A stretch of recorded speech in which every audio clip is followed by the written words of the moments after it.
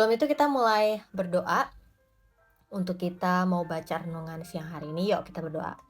Tuhan, aku bersyukur karena kejadianku dahsyat, karena Engkaulah Tuhan dan Raja dalam kehidupanku. Aku percaya Tuhan bahwa Engkau adalah satu-satunya Allah yang berdaulat dalam hidupku, dan hidupku aman, tenang, karena Engkau ada besertaku. Tuhan, setiap orang yang menantikan Engkau, setiap orang yang merindukan Engkau, aku percaya pasti akan mendapatkan Engkau. Pasti akan merasakan Engkau, mengalami Engkau dalam kehidupan mereka, dan itu mengubah keseluruhan hidup mereka. Dan aku percaya bahwa Engkau pasti mengasihi setiap anak-anak-Mu di tempat ini. Engkau ada untuk menyatakan kebenaran-Mu bagi setiap anak-anak-Mu di siang hari ini. Terima kasih dalam Tuhan Yesus. Amin. Ayat yang ke-21 dari Yohanes pasal yang 13. Dikatakan setelah Yesus berkata demikian, Yesus sangat terharu, lalu bersaksi, "Aku berkata kepadamu, sesungguhnya seorang di antara kamu akan menyerahkan aku." Nah, ini tuh kenapa tiba-tiba Yesus bicara seperti ini? Ini tuh ada kaitannya dari perikop yang sebelumnya, ayat yang pertama sampai ke-20, di mana Yesus dan para murid itu lagi berkumpul, ya. Yesus baru saja melakukan pembasuhan kaki kepada para murid. Lalu Yesus berkata seperti ini, "Aku berkata kepadamu, sesungguhnya seorang di antara kamu akan menyerahkan Yesus." Murid-murid Yesus memandang seorang kepada yang lain. Mereka ragu-ragu siapa yang dimaksudkannya. Seorang di antara murid Yesus, yaitu murid yang dikasihinya, bersandar dekat kepadanya di sebelah kanannya. Kepada murid itu, Simon Petrus memberi isyarat dan berkata, "Tanyalah siapa yang dimaksudkannya." Murid yang duduk dekat Yesus itu berpaling dan berkata kepadanya, "Tuhan, siapakah itu?" Karena tadi Yesus bilang ada seseorang yang akan menyerahkan Yesus. Jawab Yesus, "Dialah itu yang kepadanya aku akan memberikan roti sesudah aku mencelupkannya." Sesudah berkata demikian, ia mengambil roti, mencelupkannya dan memberikannya kepada Yudas, anak Simon Iskariot. Dan sudah Yudas menerima roti itu, ia kerasukan iblis. Maka Yesus berkata kepadanya, "Apa yang hendak kau perbuat, perbuatlah dengan segera." Tetapi tidak ada seorang pun dari antara mereka yang duduk makan itu mengerti apa yang maksud Yesus ketika mengatakan itu kepada Yudas. Padahal Yesus sudah nunjukin clue-nya gitu ya, dan Yesus langsung melakukannya. Tapi tetap para murid itu belum mengerti saat itu apa yang Yesus katakan dan apa yang Yesus perbuat. Karena Yudas memegang kas, ada yang menyangka bahwa Yesus menyuruh dia membeli apa-apa yang perlu untuk perayaan itu, atau memberi apa-apa kepada orang miskin. Yudas menerima roti itu, lalu segera pergi. Pada waktu itu hari sudah malam. Jadi firman Tuhan udah jelas mengatakan bahwa Yesus tahu siapa yang akan menyerahkan dirinya kepada para imam-imam kepala gitu ya. Dan Yesus tahu dengan spesifik apa yang akan dilakukan oleh orang itu dan siapa orang itu. Dan Yesus sudah menunjukkan di hadapan para murid, tapi para murid nggak ngerti. Ayat yang ke-31, sesudah Yudas pergi, berkatalah Yesus, "Seorang anak manusia dipermuliakan, dan Allah dipermuliakan di dalam dia. Jikalau Allah dipermuliakan di dalam dia, Allah akan mempermuliakan dia juga di dalam dirinya, dan akan mempermuliakan dia dengan segera." Hai anak-anakku, hanya seketika saja lagi aku ada bersama kamu. Kamu akan mencari aku, dan seperti yang telah kukatakan kepada orang Yahudi, ke tempat aku pergi, tidak mungkin kamu datang. Demikian pula aku mengatakannya sekarang kepadamu. Aku memberikan perintah baru kepada kamu, yaitu supaya kamu saling mengasihi. Sama seperti aku telah mengasihi kamu, demikian pula kamu harus saling mengasihi. Dan demikian semua orang akan tahu bahwa kamu adalah murid-muridku jikalau kamu saling mengasihi. Lihat ya, Yesus ketika berkumpul dengan para murid, Yesus yang udah tahu bahwa waktunya nggak akan lama lagi untuk berada di bumi, untuk ada bersama dengan para murid. Yesus itu kasih perintah yang baru, perintah yang bagus banget untuk para murid itu saling mengasihi. Yesus bilang, kalau kalian yakin bahwa kalian itu adalah murid-murid aku, kalian akan saling mengasihi. Karena dengan demikian, semua orang akan tahu bahwa kalian adalah murid-muridku. Kenapa ya? Kenapa Yesus berikan perintah untuk saling mengasihi sebagai bukti bahwa kita adalah murid-murid Tuhan Yesus? Ada yang tahu kenapa?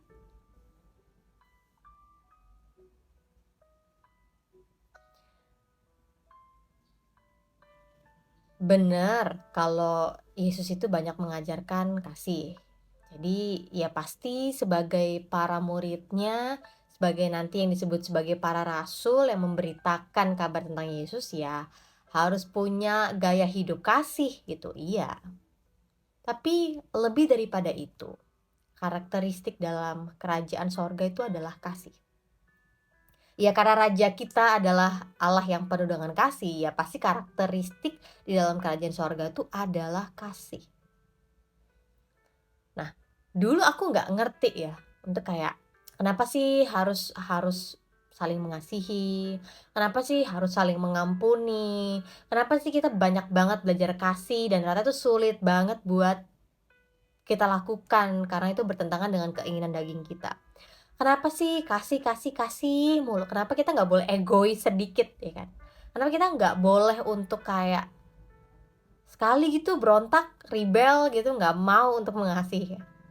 Sampai akhirnya aku mendapatkan pemahaman Yesus itu datang ke dunia untuk menyatakan kasihnya Bapa, bahwa Allah di sorga itu mengasihi kita karena dia adalah Bapa kita, sumber kehidupan kita. Yesus datang ke dunia supaya bukan cuma mengajarkan, tapi membuktikan ini loh kasih. Ini loh yang namanya kasih. Melakukan yang baik tanpa mengharapkan timbal balik. Melakukan yang benar tanpa mencari keuntungan diri sendiri. Melakukan yang baik karena tahu, yaitu yang Allah mau. Bukan karena ngejar keuntungan, bukan karena mau dapat promosi, bukan karena supaya orang lain menganggap aku baik, enggak. Yesus kan banyak mengajarkan tentang kasih supaya semua orang yang dengar tuh lihat lagi kalau Allah yang mengutus aku tuh adalah kasih. Makanya Yesus bilang, setiap orang yang melihat aku, dia berarti melihat Bapa di sorga. Karena nggak ada satupun dari kita yang mampu langsung melihat, langsung mencari Allah di sorga itu seperti apa ya. Mati kita semua, karena kita berdosa, kita terbatas. Sedangkan Allah di sorga itu begitu suci, murni, nggak ada yang layak untuk bisa melihat Allah di sorga, karena begitu luar biasanya Allah. Jadi akhirnya aku paham ya, dulu kayaknya masih terpaksa gitu kan untuk mengasihi, ya mengasihkan lifestyle orang Kristen, tapi aku tuh nggak benar-benar paham kasih itu apa. Sampai akhirnya ketika baca firman Tuhan, mendalami perkataan Yesus, menyaksikan apa sih yang Yesus lakukan, apa sih yang Yesus kasih teladan, apa yang Yesus katakan. Oh, ternyata kasih itu tidak sesederhana yang aku pikirkan gitu ya. Ya harus baik aja gitu. Enggak. Tetapi karena kerajaan Allah punya karakteristik kasih, dan kita yang udah ditebus, kita yang udah diangkat jadi anak-anaknya Allah, kita yang udah diangkat nih jadi warga kerajaan sorga, hidupilah identitas kita. Mengasihi tapi berat. Apalagi kalau kita tahu orang yang menjadi penerima kasih kita tuh gak tahu diri. Apalagi kalau kita tahu bahwa bicara kasih, pasangan aja dia hidup seenaknya. Udah nggak tahu deh sekarang tuh kayak gimana. Aduh, bicara tentang kasih, lo nggak tahu sih gue tuh seberapa dirugikannya dengan orang itu. Kok malah segampang itu gitu ngomongin tentang kasih. Kita semua tuh perlu untuk mengenal makna kasih dari sudut pandang Allah. Kenapa? Karena dulu tuh aku mengerti tentang kasih ya cuma berbuat baik. Ya berbuat baik sekali 2 kali ya udahlah. Iya berbuat baik tapi hitung-hitung lah nanti takutnya rugi ya kan. Takutnya malah dimanfaatin orang.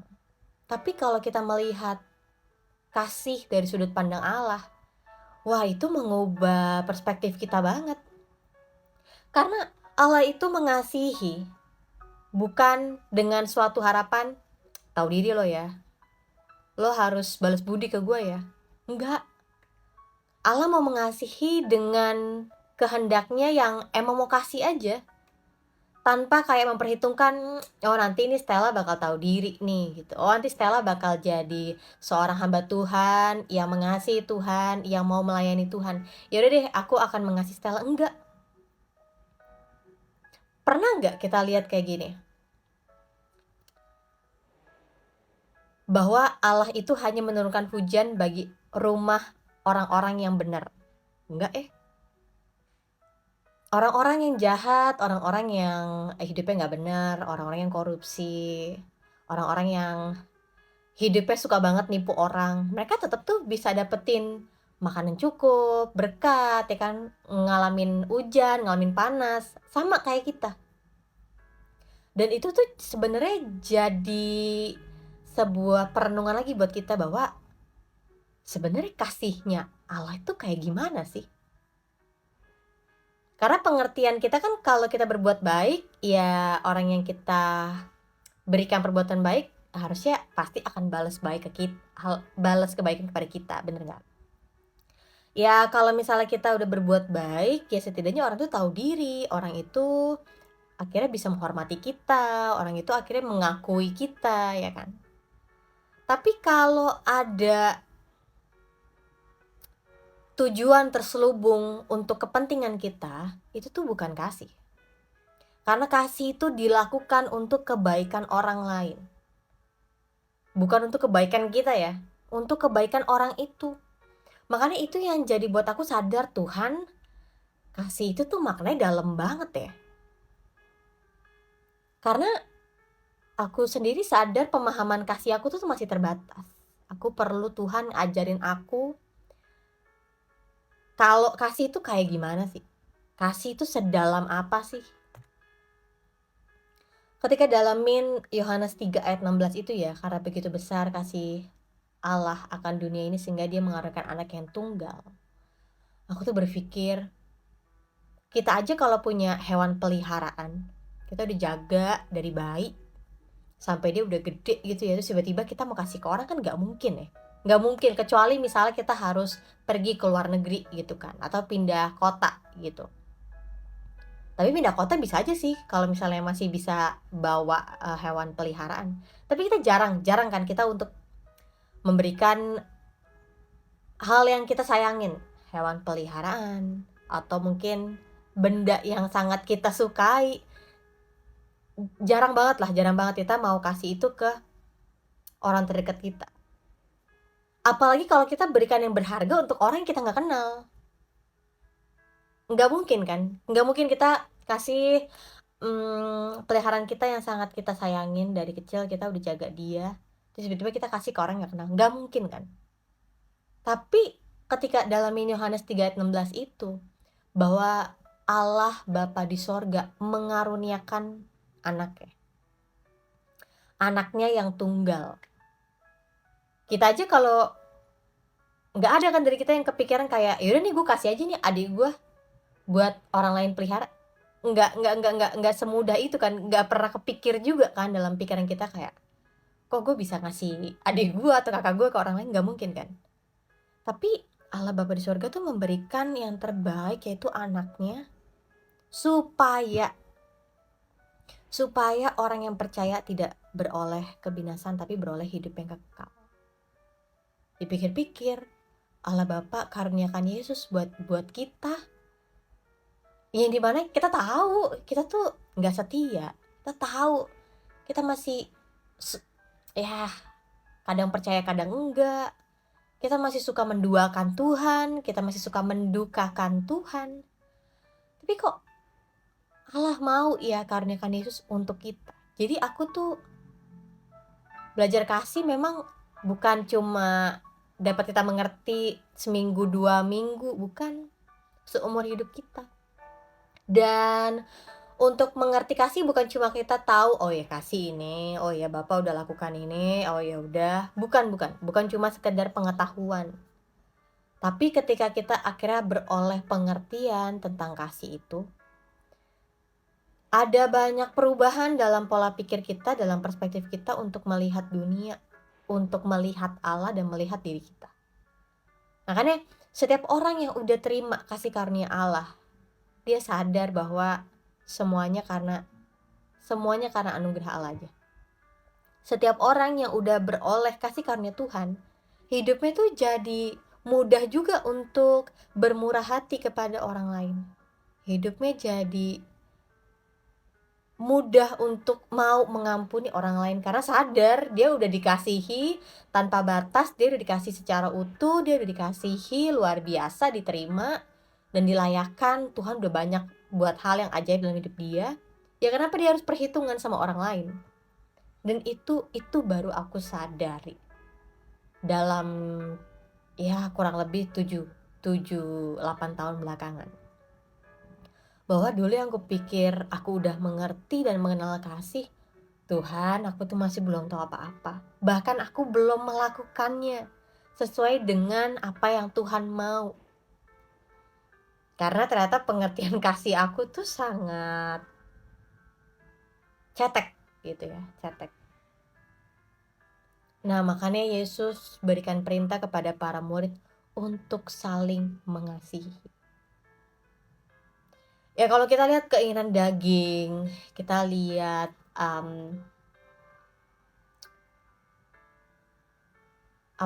motivasi kita yang selalu untuk mengutamakan kepentingan diri sendiri, egois gitu kan.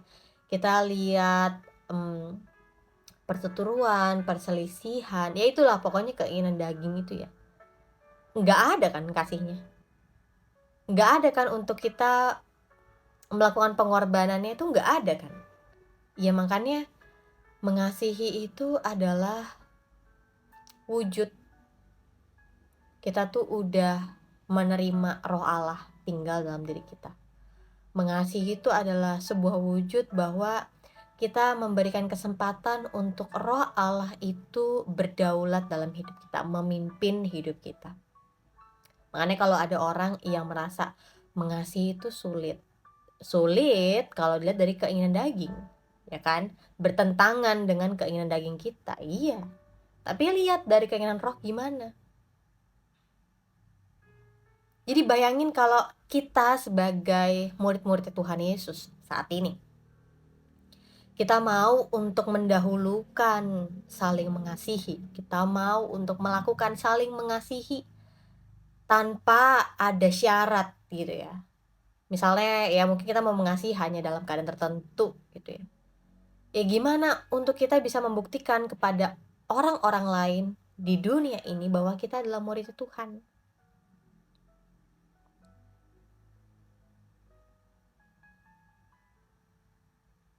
Iya, kalau kita baca simple ya. Dengan demikian semua orang akan tahu bahwa kamu adalah murid-muridku jikalau kamu saling mengasihi. Tapi pertanyaannya adalah, sudahkah kita melakukan hal ini? Sudahkah setiap hari bahkan setiap saat kita mengupayakan untuk kita bisa mengasihi orang lain?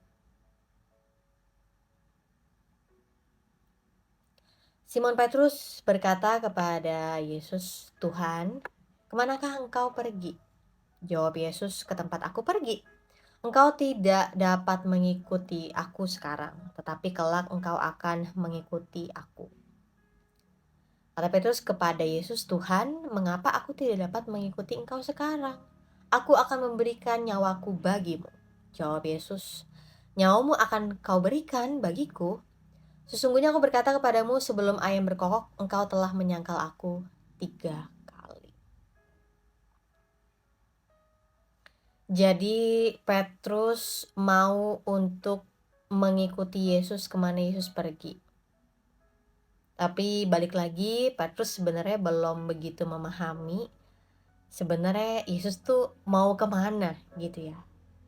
Dan Petrus dengan kepercayaan dirinya sebagai salah satu murid yang paling dekat dengan Yesus, Petrus berani untuk mengatakan, aku akan memberikan nyawaku bagimu. Tapi Yesus katakan, masa sih kamu mau berikan nyawamu bagiku? Karena sesungguhnya sebelum ayam berkokok, engkau telah menyangkal aku 3 kali. Jadi Yesus sudah tahu apa yang akan terjadi, yang akan dilakukan oleh Petrus. Dan dari peristiwa ini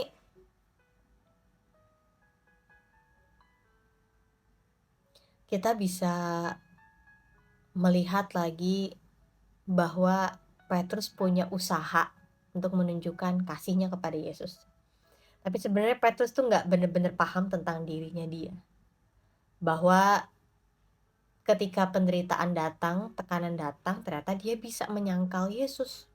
Padahal dia adalah murid yang paling dekat dengan Yesus, salah satu murid yang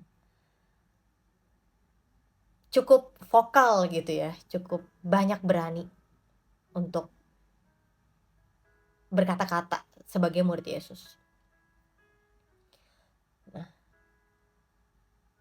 gimana ketika kita udah dengerin firman Tuhan di siang hari ini? Firman Tuhan hari ini menceritakan bahwa sebelum penyiksaan, sebelum penderitaan itu datang, Yesus tuh udah tahu. Makanya Yesus ambil waktu untuk bisa berkumpul dengan para murid, membasuh kaki para murid. Meskipun saat itu para murid kayak, ini buat apa membasuh kaki? Tapi Yesus katakan, kalau kamu belum mengerti nggak apa-apa, tetapi aku tetap melakukannya karena aku adalah Tuhan dan Guru yang memberikan teladan ini kepada kamu. Karena kalau Yesus tidak membasuh kaki para rasul, para murid, dikatakan Yesus bilang apa? Kamu tidak dapat mendapatkan bagian di dalam aku. Setelah pembasuhan terjadi, Yesus akhirnya mengatakan bahwa salah satu dari para murid akan menyerahkan Yesus. Para murid saat itu belum mengerti, nggak apa-apa. Tapi kemudian Yesus kasih perintah yang baru supaya para murid itu saling mengasihi, yang menjadi bukti bahwa mereka adalah identitas murid-murid Yesus. Sampai akhirnya kita lihat bahwa dalam percakapannya dengan Simon Petrus, Yesus sudah tahu juga bahwa Simon Petrus akan menyangkal 3 kali. Simon Petrus akan menyangkal Yesus, tidak mengakui Yesus, tidak berani berkata yang sebenarnya, karena yaitu penderitaan, penolakan yang Petrus alamin dari orang sekitarnya. Apa yang teman-teman bisa dapatkan dari renungan sore hari ini? Bisa tulis di kolom komentar supaya yang lain baca juga bisa terbantu, tertolong, untuk mereka bisa dapetin insight yang teman-teman dapatkan sebelumnya. Jadi Yesus sebagai guru, sebagai pemimpin para murid, Yesus udah lakukan yang terbaik ya sebelum akhirnya Yesus tuh pergi Maksudnya masuk ke dalam penderitaan. Yesus sudah kasih teladan yang benar, Yesus sudah berikan perintah yang benar untuk saling mengasihi. Lucu ya, sampai akhir masa sebelum penderitaan Yesus, Yesus tidak mengutamakan popularitasnya atau tidak mengutamakan keuntungan yang dia akan dapatkan. Yesus tidak mengutamakan hal-hal yang material gitu, tapi Yesus lebih mengutamakan berkumpul dengan para murid. Yesus memberikan perintah yang baru kepada para murid untuk para murid bisa saling mengasihi. Yesus memberikan kebenarannya kepada Simon Petrus bahwa kenyataannya kamu tuh kan menyangkal aku 3 kali. Kalau kita kan kadang-kadang sebelum masa berakhirnya kita sebagai pemimpin, kita kan lebih sering tuh kayak mengutamakan, oke, popularitas saya gimana gitu kan, oke, saya keuntungan yang saya dapatkan seberapa banyak gitu kan, terus nama baik saya seperti apa. Tapi Yesus mengutamakan hal-hal yang berbeda dengan kebanyakan pemimpin. Yang dimana kalau pemimpin biasanya mengutamakan haknya, tapi Yesus lagi-lagi mengutamakan kewajibannya. Dia berikan waktu yang terbaik untuk para murid, dia berikan pesan-pesan yang terbaik untuk para murid, dia memberikan kebenaran-kebenaran yang akan terjadi kepada para murid, meskipun para murid nggak ngerti saat itu. Jadi Yesus benar-benar adalah pemimpin yang luar biasa. Yesus tahu bahwa hari kematiannya, hari penderitaannya sebentar lagi akan datang.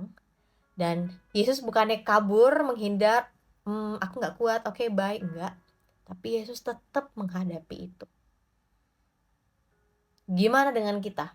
Ketika kita tahu ada hal yang harus kita bayar ketika kita hidup jadi anak Tuhan. Ada pengorbanan, penderitaan yang harus kita hadapin ketika kita menjadi anak-anak Tuhan. Apakah kita akan menghadapinya dengan kekuatan di dalam Tuhan, atau kita akan menghindari, Tuhan nggak kuat, nggak bisa Tuhan, nggak bisa aku nih dianggap remeh kayak gini, nggak bisa Tuhan aku nih kayak diinjek-injek kayak gini, nggak bisa. Atau kita mau memilih, ya udah Tuhan, aku percaya bahwa segala perkara dapat kutanggung dalam Dia memberi kekuatan kepada aku. Aku percaya Tuhan bahwa Engkau yang akan menyertai aku, Engkau yang akan menguatkan aku, membuat aku siap, membuat aku kuat menghadapi apapun.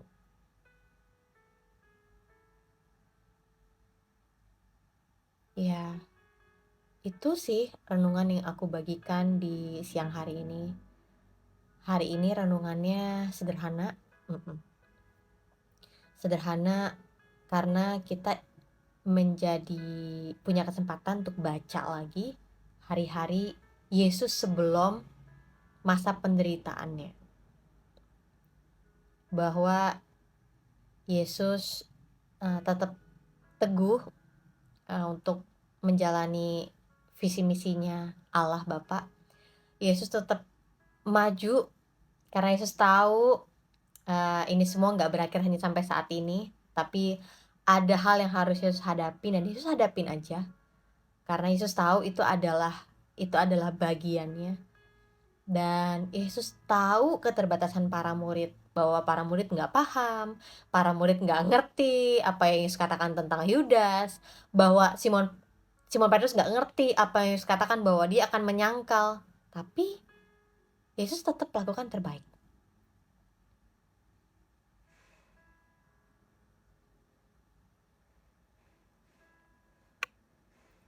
Itu firman Tuhan yang aku bagikan di siang hari ini.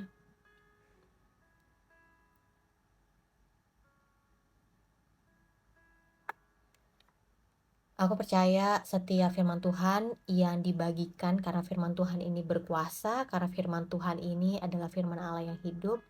Aku percaya dia akan masuk ke dalam telinga kita, Roh Kudus akan berkarya dengan firman Tuhan yang akan membentuk kita, yang akan memoles hidup kita untuk kita bisa tahu kebenaran, untuk kita bisa menghidupi kebenaran, dan untuk kita bisa memberitakan kebenaran firman Tuhan.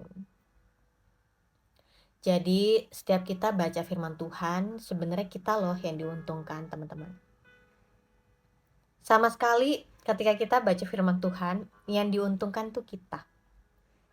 Setiap kali kita berdoa, yang diuntungkan tuh kita. Karena akhirnya ketika kita menyembah Tuhan dalam pujian penyembahan, ketika kita baca firman Tuhan, ketika kita berdoa, sebenarnya yang diuntungkan tuh kita.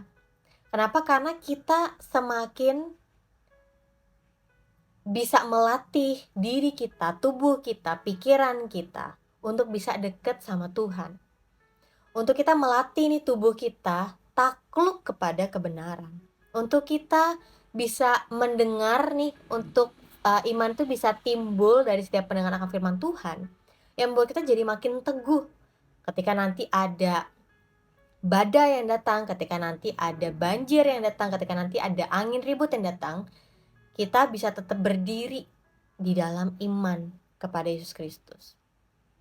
Masih ingat gak ada sebuah perumpamaan yang Yesus katakan tentang rumah yang dibangun di atas pasir dan di atas batu. Dan itu tuh membuat kita jadi sadar bahwa selama hidup kita selalu dihadapkan dengan dua pilihan. Untuk kita mengikuti perkataan Yesus, untuk kita meyakini firman Tuhan, atau kita meyakini perkataan kita, atau kita meyakini perkataan orang lain. Itu yang membuat kita bisa melihat kehidupan kita tuh akan tetap tegak berdiri dalam segala peristiwa, keadaan yang tidak terduga, atau akan runtuh gitu aja. Dan aku lagi dalam ini tentang beberapa perumpamaan, aku bisa bagi nanti di VT selanjutnya ya. Ya, mumpung lagi live teman-teman semuanya, sorry suaranya agak bising karena tiba-tiba hujan. Aku mau katakan, aku mau undang nih setiap para wanitanya Allah, kalau memang belum ada komunitas, untuk ikut berkomunitas dengan aku dalam komunitas wanita kerajaan Allah. Jangan takut kalau teman-teman semua berada di luar pulau atau ada di pelosok-pelosok daerah, karena komunitas ini akan lakukan secara online. Dan kita tuh berkomunitas untuk kita tuh saling membangun, saling mendoakan, kita saling mendalami firman Tuhan, dan kita belajar untuk mengaplikasikan firman Tuhan dalam kehidupan kita sehari-hari. Kadang kita bingung ya, kita perlu untuk bercerita kepada siapa. Kita bingung untuk kita minta support doa dari siapa. Iya benar, kita semuanya akan menghadapi situasi masing-masing. Aku setuju.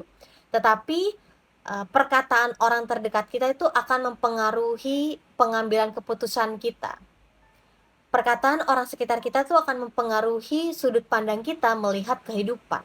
Dan aku mengundang teman-teman semuanya nih, para wanitanya Allah, mau umur berapapun, mau berasal dari gereja apapun, komunitas ini adalah komunitas lintas denominasi.